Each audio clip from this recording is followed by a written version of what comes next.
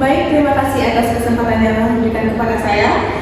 Berdirinya saya di sini, saya akan mempresentasikan hasil laporan akhir yang bertema strategi pemasaran produk pakaian pada butik senantiasa.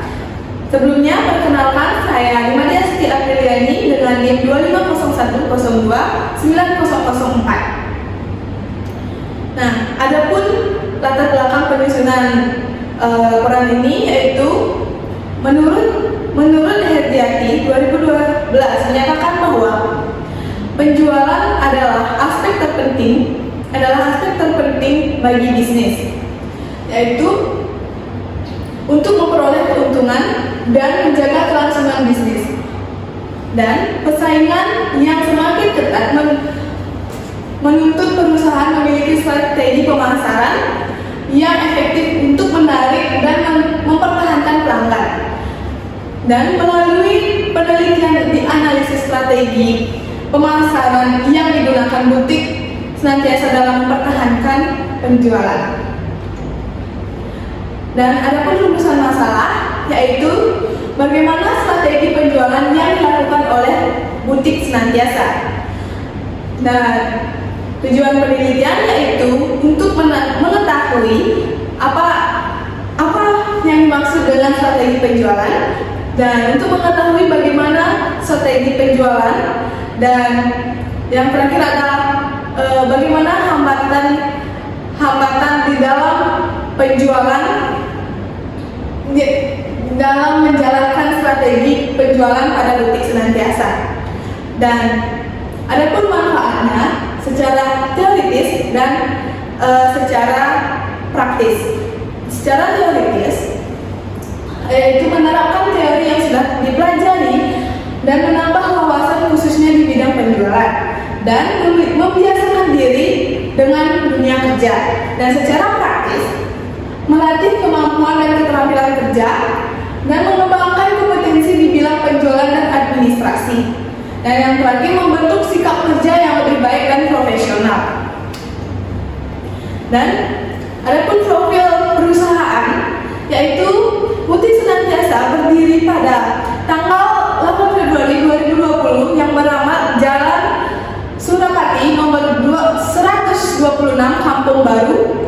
Butik Senantiasa didirikan oleh Kadek Dinda Prayudi Lestari SDS. Adapun visi dan misi butik senantiasa, yaitu butik senantiasa ingin menjadi lokal brand asal Bali yang dapat dikenal dalam negeri maupun luar negeri. Dan misinya yaitu menciptakan desain slow fashion dan memberikan pelayanan yang terbaik kepada customer. Dan yang ketiga, mengupayakan produk dengan kualitas yang terbaik. Dan yang terakhir, mampu mempertahankan produknya di tengah maraknya bisnis fashion.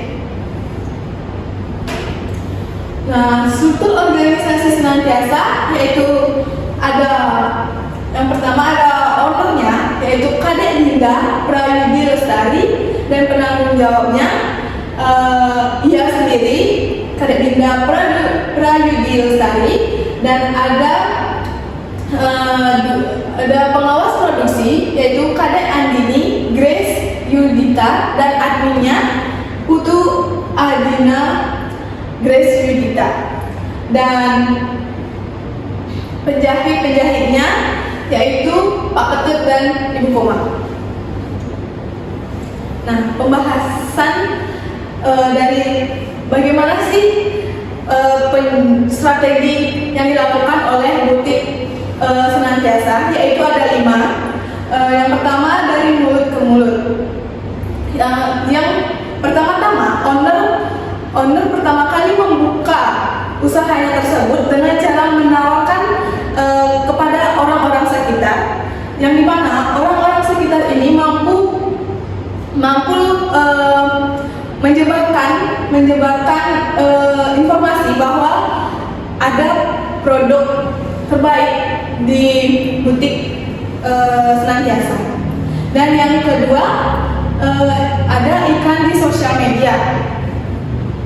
Butik senantiasa juga aktif mengupload produk-produknya di sosial media. Sosial media yang dipunyai oleh butik senantiasa, yaitu ada Facebook, Instagram, dan TikTok. Dan yang ketiga ada endorsement selebgram, yang dimana butik senantiasa juga melakukan endorsement kepada selebgram agar produknya lebih dikenal lagi dengan orang-orang luar. Dengan adanya influencer, produk butik senantiasa bisa terkenal lebih pesat lagi. Dan yang keempat ada promo menarik, yang dimana butik senantiasa melakukan promo setiap bulannya, karena pada saat itu butik senantiasa berdiri saat COVID pandemi. Jadi ia melakukan promo menarik agar bisa mempertahankan pendapatan yang ia miliki. Dan yang terakhir ada melakukan kerjasama dengan marketplace. Butik senantiasa melakukan kerjasama dengan marketplace, yaitu salah satunya dengan Shopee, agar orang-orang di luar yang tidak ke store atau ke butik langsung bisa membelinya lewat online. Baik, yang terakhir ada kesimpulan. Jadi, strategi penjualan merupakan cara untuk meningkatkan penjualan produk guna memperoleh pendapatan yang maksimal. Dan strategi penjualan butik senantiasa meliputi pemasaran dari mulut ke mulut,